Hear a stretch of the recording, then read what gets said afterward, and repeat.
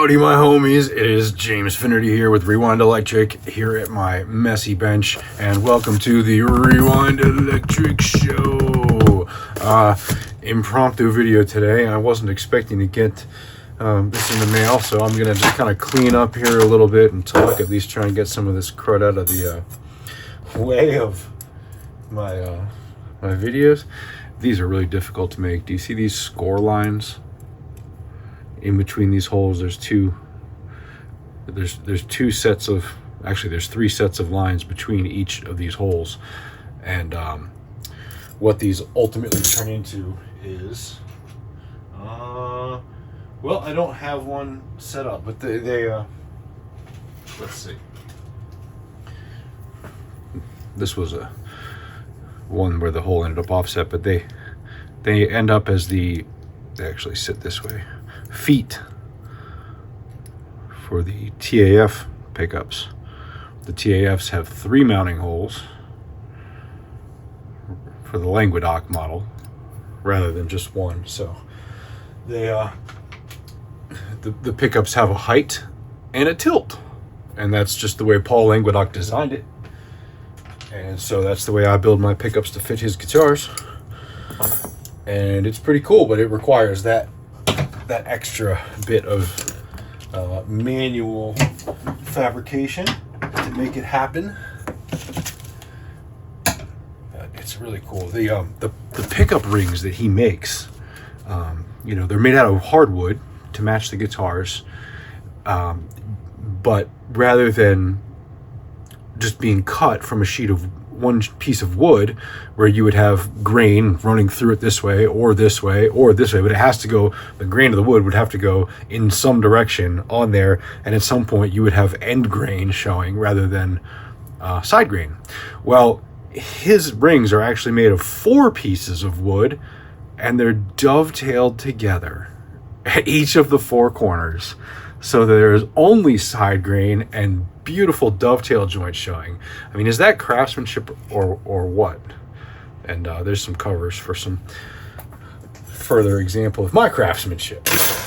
And I'm just cleaning up here. I think I know what's in this box, so that's why I'm trying to throw everything aside real quick and do a little opening of the mail video. I just want to make sure I don't knock anything important off the bench as I do it. Time for a quick sip of my iced desert coffee. All right, okay. I'll just leave those over here. I think they'll be safe. They're aged, so, you know, shall I harm them? They will only be more authentically aged. All right, so I'm not gonna show the you know, the shipping label, but I saw this box and I looked at it and I'm like, I wasn't expecting anything. Who sent me something? It's a handwritten label from Nazareth, and I'm like, Jesus? But then I remembered he doesn't live there anymore, and so I looked again, and apparently there's a city in Pennsylvania with the same name, so it's from Nazareth, Pennsylvania. And I'm like, do I know anybody in Nazareth, Pennsylvania? I thought it was probably a pickup that somebody had sent me for repair, because it is about that size of a box. And then I was like, I'm expecting something else that's smaller than your average pedal. Could it be that it's here early and unexpected? And it's looking like that's what this is. Oh yeah, oh yeah. Let's get you a little closer here.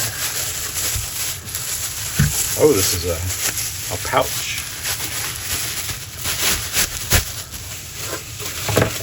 And this is also, look at that, my friends. I have had several Phase 90s. I've never had a Phase 45. Where's the MXR logo? Uh-oh. Well, that could only mean so many things. But, okay, if you follow this channel, you'll realize, or you'll remember, that I have I have come to terms with changing my you gotta open it before you hear it policy on battery powered pedals, and that is to protect myself and sellers and selling platforms, everybody. It's because if there was a problem with this pedal and I opened it up and I discovered it while it was open or after it was open, and then I went back to the seller and said, hey, look, I found a problem with your pedal. And he'd be like, nope, you opened it up. You caused a problem with my pedal. And then I could go to Reverb or eBay and say, hey, look, here's a video of me showing that the pedal was broken when I got it. And because they're just people that work for eBay and Reverb, they'd probably look at that video and go, you opened it up. You shouldn't have done that. You probably broke it. So with AC powered stuff, I'm still going to do that because it's not safe to just plug in something from the 60s or 70s or earlier that's AC powered without, making sure that the wiring's all okay inside and properly grounding it and bringing it up slow on a Variac. But with this battery powered stuff, this is sold as working. I'm going to fire it up. So I have already turned up the 1978 Princeton Reverb to a voltage of 113.5. Boy, this can't possibly be tuned. I've been out of the shop a few days. Yeah. I don't really like using these things. I prefer to use these things. But I'm going to just fire this up. What I need to get is a really awesome strobe tuner for my bench. I have one in my office, but not here. Okay, so I don't know if there's a battery in this or not. Let's just give this a spin.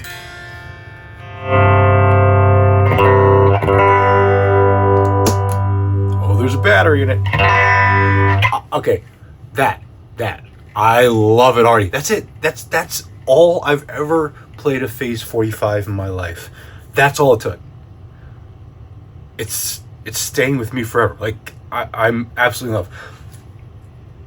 I know what I'm listening for. I know what this rig sounds like. I play this guitar, these pickups all the time. I know how it feels. When you get really, really, really, really, really familiar with your gear, that's way more valuable than what it actually sounds like in many ways. And that's what just happened. I've heard, and you've heard, on this bench right here in the last couple of months, I don't know, a dozen or two classic vintage phasers, bad stones, multiple, small stones, multiple. The Boss phaser, the Roland phaser, the Phase 90s. We had the Maestro PS1A, is that what it is? The Maestro phase shifter. Ibanez. What else did I have? Gosh, I'm sorry, I'm drawing a blank at the moment. I know there's another one or two, but anyway. Oh, this has been a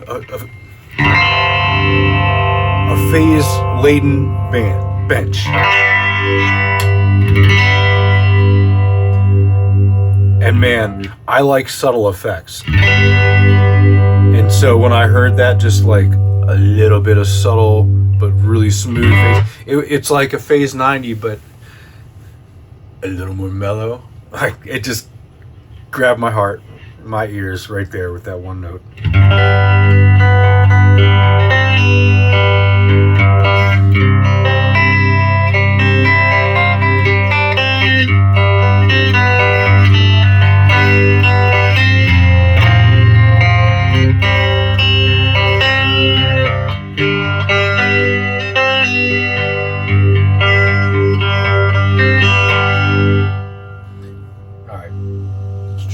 Sounds on the guitar. Let's do a little middle position and all fives. You take the amp up on the volume.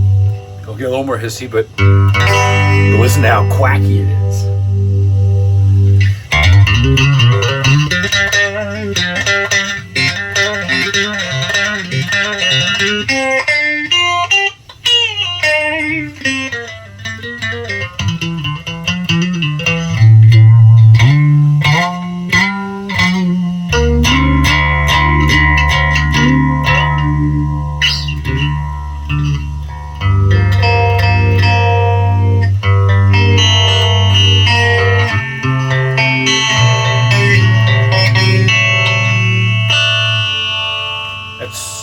tacky. And this is, just the SG with my P90s that I've had up here for essentially all of these. Neck, middle, bridge. Man, listen to that bridge.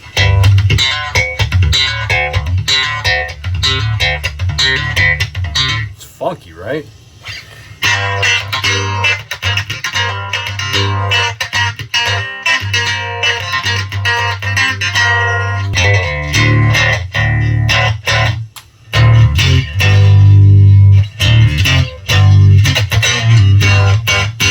Man, listen to that smooth phasing. That is so cool. Beautiful.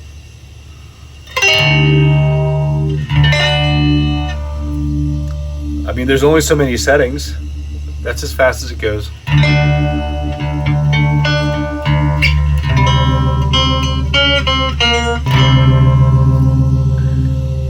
That's as slow as it goes.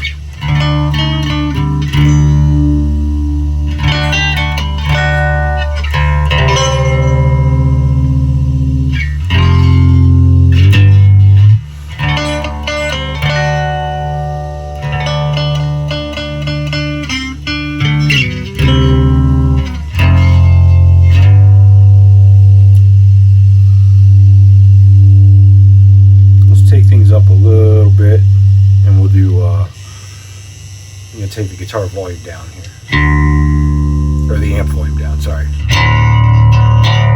All right, so middle position, all knobs on 7, bridge tone on 3. How's that? I like that sound.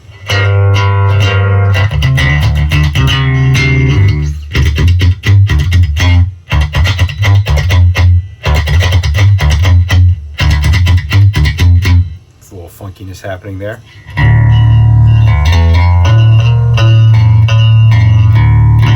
Every time I look at this, I think that the jack must be bent. Do you guys see that? Like if I zoom in here, because this it's like this plug is at an angle. It's actually this plug. It's the plug has been yanked on, obviously, over the years too many times.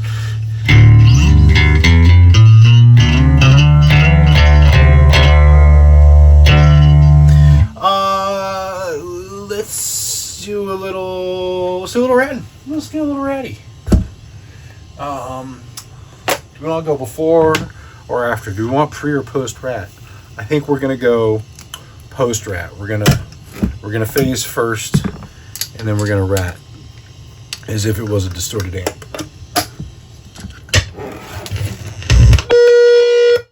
That was very loud.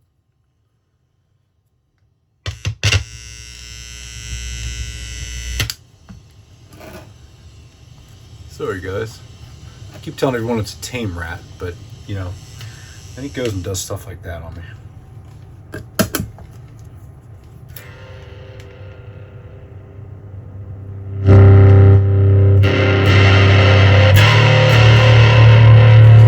I think there's that old story about, I was a rat when you picked me up. Something like that.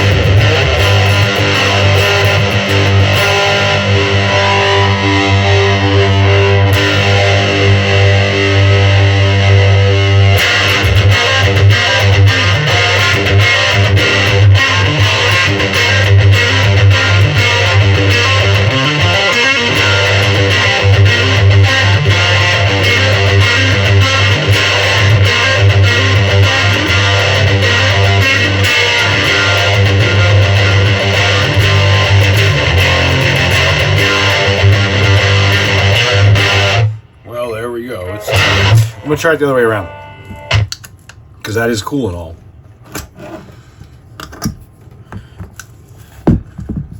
But that was like really so smooth and subtle that yeah, I want to try it this way.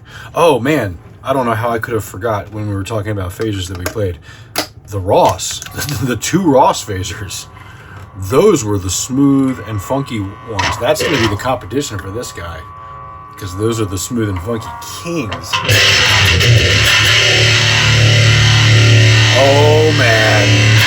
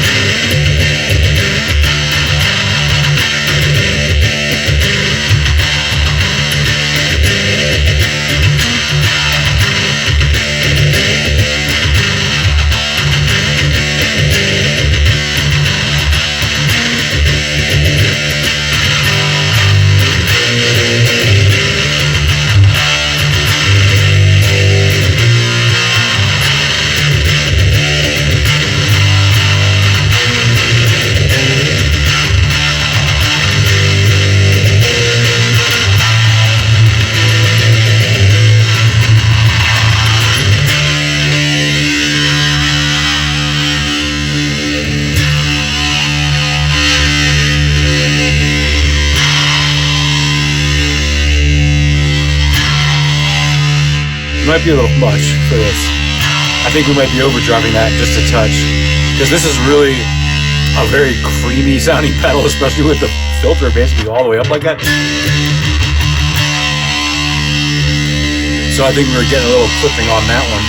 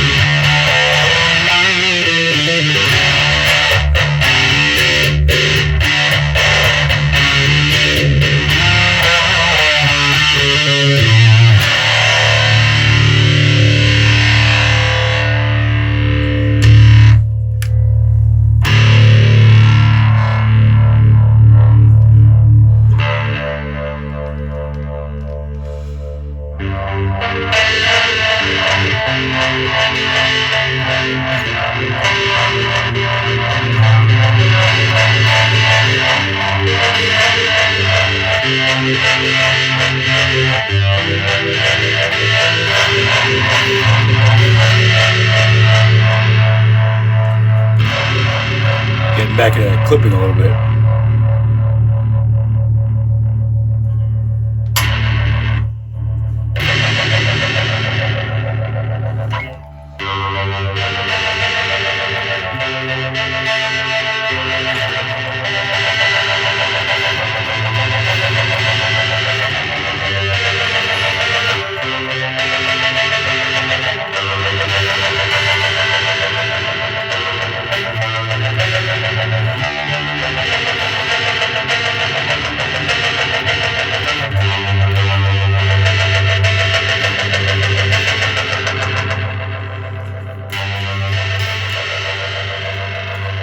Watch the clip. I won't edit it.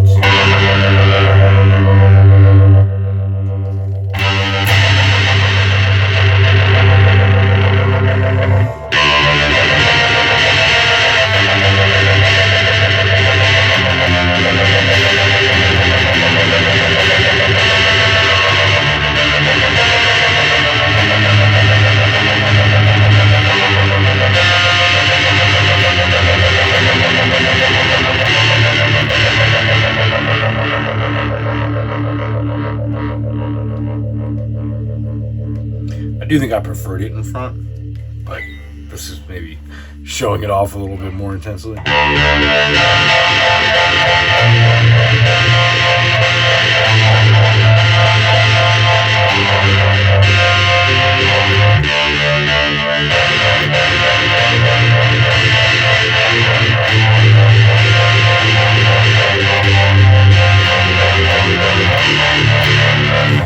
I'm going to put it back in front because I can, and I like it there. It's a ratty kind of day. It's a ratty kind of way. It's a rat and we're getting cray. Let's play some rat today. I wish I could play some rat. Warm DeMartini is awesome. Can't play like him. No, no, no. Few can.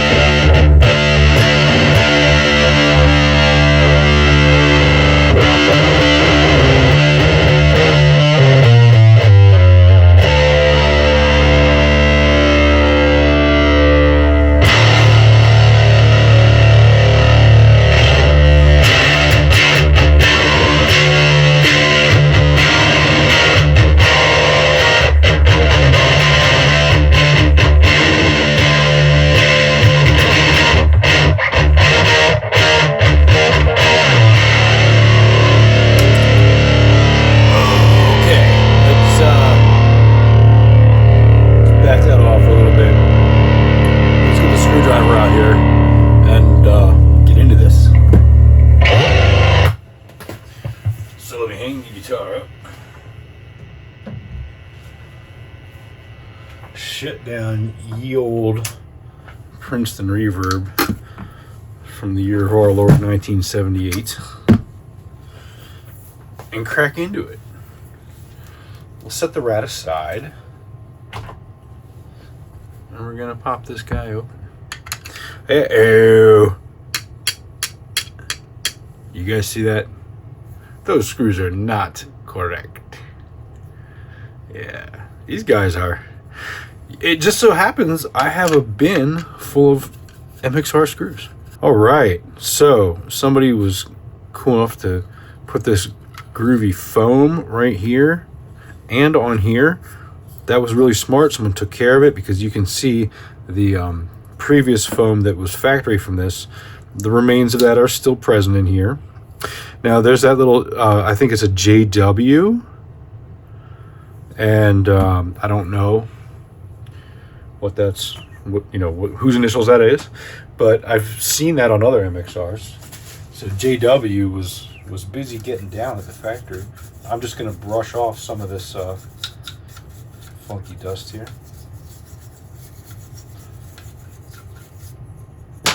I forget who it was that put these colored dots on the back of the transistors, but you see that in some of the later fuzz face ones, like not the germaniums. A little funky solder dot there, but whatever, it's factory. I'm just going to leave it. Let's have a look. P45B. I wonder if there was an A. MXR. Date on the pot is under this mess of wires.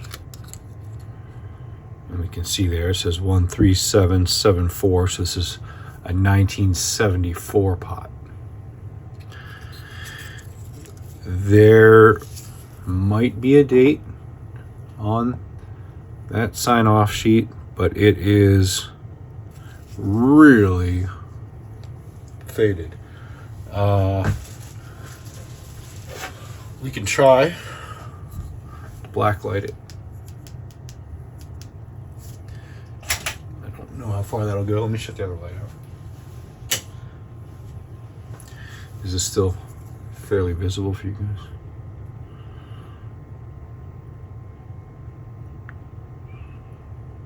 Yeah. It doesn't show much, does it? That glows like crazy. That is a seriously glowing PCB.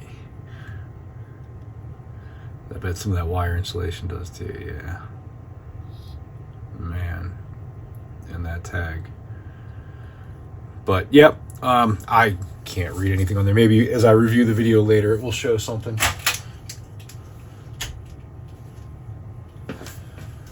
Maybe you guys saw it, but I just see a SK, and then yeah, there is some other initialing on there, cursive sign off too.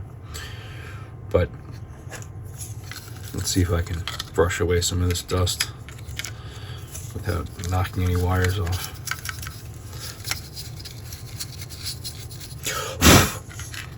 Man, this sounded really good. I would be tempted to go get a Phase 90 if I wasn't, doing this whole vintage pedal shootout thing where you're going to get to hear them together back to back with multiple amps, multiple guitars, multiple amps, multiple pieces of music,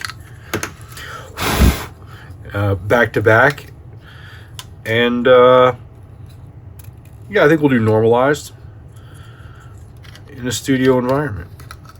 So man, that is the Phase 90. Should I tweak the little pot?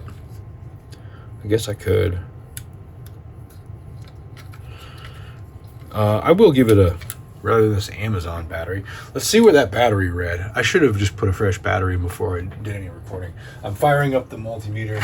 I am also opening a pack of freshies here. And we'll measure the old battery and the new one, because you never trust anything just because it's new. batteries, caps, or otherwise. All right. Oh, good grief. We just heard that with a 6.2 volt battery.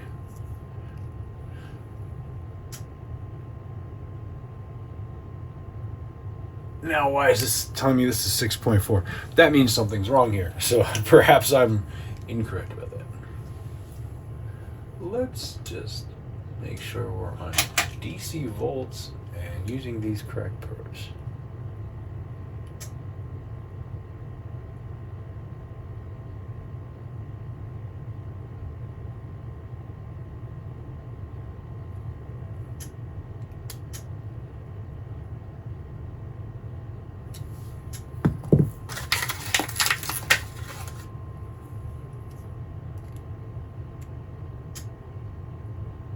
Oh my gosh, guys, seriously.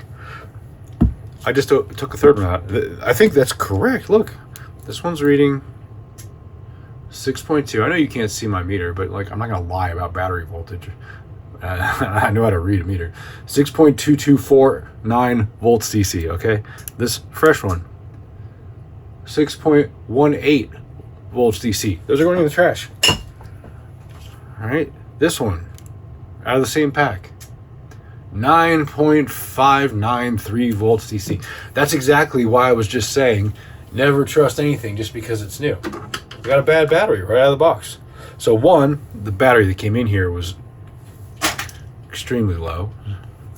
Two, the battery that I would have popped in here if I hadn't metered it would have been extremely low. I've worked at music shops, 4 of them at least. And do you guys know what the number one reason that pedals are returned and put on repair is? Like, by far. Not only number one by a margin, but number one by, it's like 60% of the total reasons. You probably guessed it from like what I'm talking about here. It's dead batteries. Or uninstalled batteries. Pedals get put on repair and then pay for the shipping both ways, pay for somebody's time to put it on the bench, open it up, inspect it. It comes back, no battery installed, as the reason that it wasn't working. Isn't that just pathetic? Like, the user and whoever put it on repair could both have checked that, not wasted a lot of time, money, fuel, whatever. Shoot, I didn't mean to close that back up. One, these are the wrong screws. Two, I wanted to tweak that little adjustable trim pot in there. We're going to fire this back up anyway, because wouldn't you like to hear it? The working battery.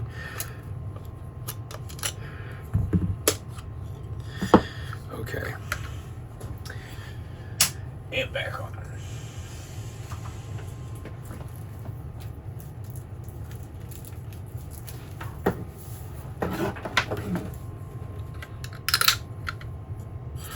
There was something else about this that I guess I didn't show, but you guys see what that is there? What that says? That's why there's no MXR logo on the back of this. It's what's called a Bud box. As you see there, it says Bud. Bud made these enclosures before MXR made their own. That designates this as a very early one. I'm also gonna slip this under here just in case. I don't think it could touch anything, but that'll give me a little bit of a backing surface. So this is probably going to either change the rising slope or the falling slope, or it's either just it's gonna cut off in one place or another. So I'm not sure what we're adjusting here. It just depends on what that adjustment is. It's going to likely do one of those 3 things.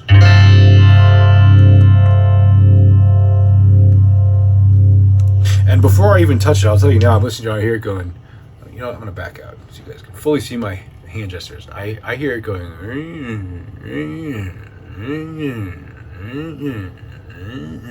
So it's rising slower than it's falling. I'm exaggerating that, but...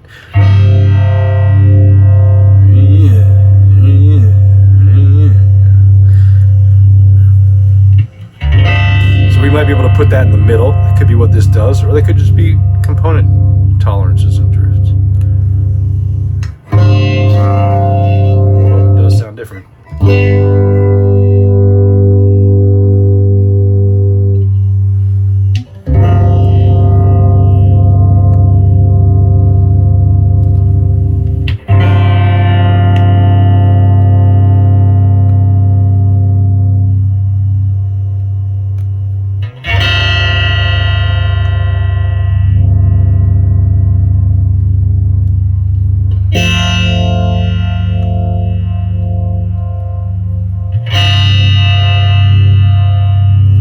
Now that's kind of cool.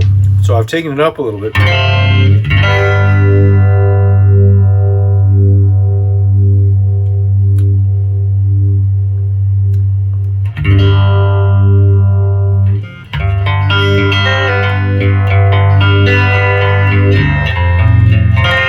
just a hair from where it was. The LFO sounds the same to me, but the whole thing sounds a little brighter. Let's back that off and see if that's really the case. So now it's a little lower than where it was.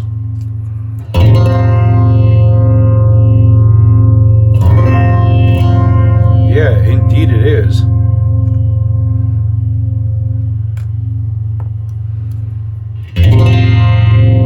So what that might be is a blend of the filtered and other filtered sounds.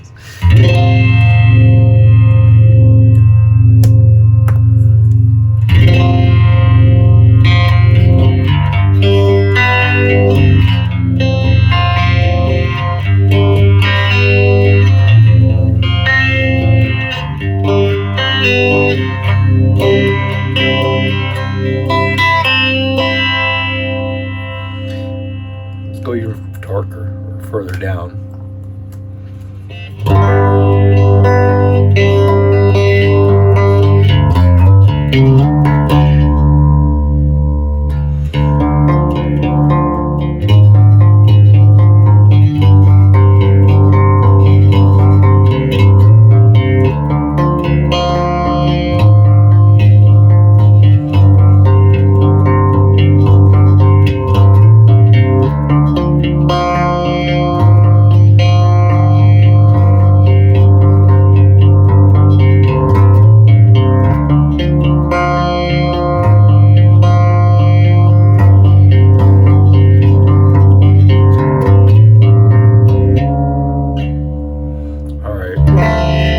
Interesting. I don't really like it there much. I mean, it's kind of cool, like for a alternate sound. I wouldn't keep it there though.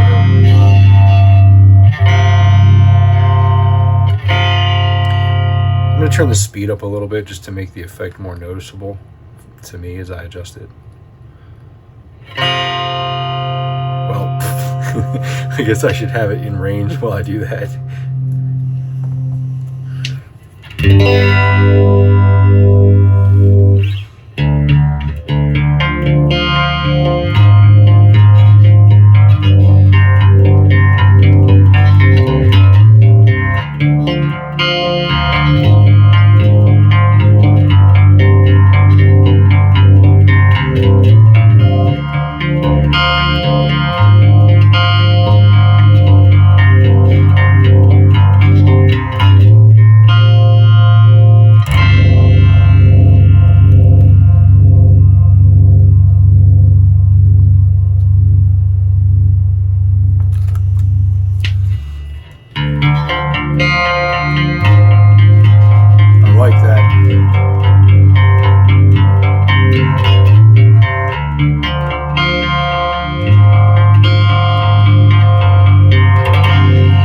What happens if I go a hair over? Just a hair.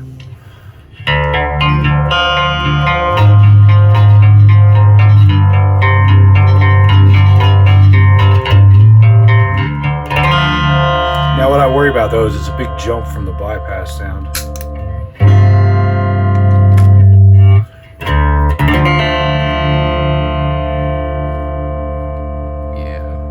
Gonna be watch.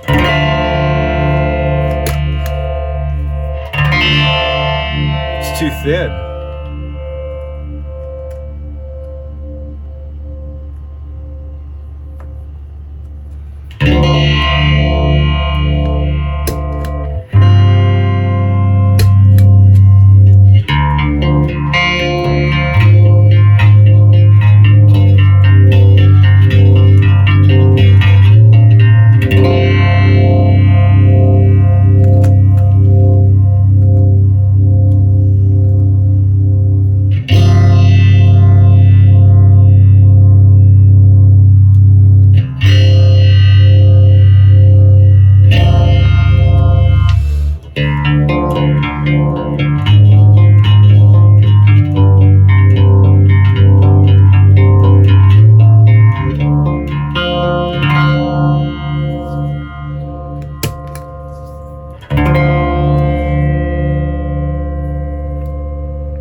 So I think that's too thin, but I'm gonna put it up a hair anyway. I mean, I think like where I had it was too thin, but I'm gonna put it about there anyway. Because I loved it so much when I first turned it on. And that's like where it was when I first turned it on, was between the kind of exaggeratedly brighter sound that I liked and then the balanced sound of where it was warmer but it sounded close, you know, it was a smoother transition from bypass to on. And where it was at the factory, or you know, when I received it, was kind of like dead in between those two. So I'm gonna leave it where it was when I got it. Like that's actually where I think I like it best, because I know when I turned it on, I was like, yes, I love that. So it didn't hit me as being like, I like that, but it's too bright. You see where I went with that? I brought it full circle. It makes sense. So that's where we are. We're going to stay there.